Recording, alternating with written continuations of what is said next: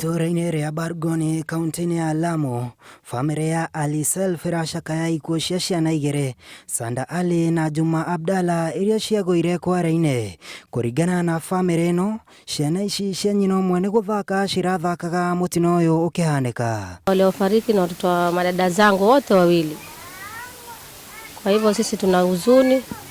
Tulikuwa tunaomba kwamba hiyo vidimbwi zifinikwe, kwa sababu wale wawili waliokufa watamalizika, wale watoto tuko nao. Tunataka kujua na serikali pia wametupangia nini. Tumepoteza vijana wawili wadogo katika hiyo hali ya kucheza, wamekuja karibu na vidimbwi ambayo imechimbwa na wenye wanajenga barabara. Sisi hiyo ni hasara kwetu na ni masikitiko makubwa.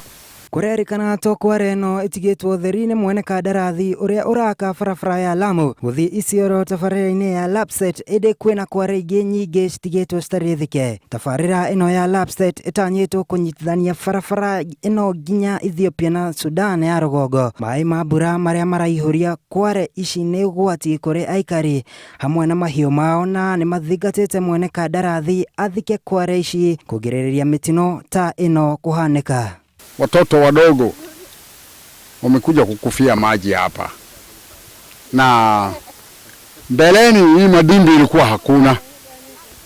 Sisi hatupingi mradi tumepokea, lakini sasa miradi hiyo imegeuka, sasa inatuzuru. Tunaona maisha ya watoto wetu paka sisi pia yako hatarini, kwa hivyo tunataka warudi wafukie, watuache kama kawaida. Kware iria cie itena inini kuma mĩciĩ-inĩ ĩno no cirerĩkana gũkorwo gĩtumĩro kĩa nyamũ ta nyoka, nguũ ona ing'ang'i. Ngĩribotera Inooro TV, njĩtagwo Mũgai wa Mwaura.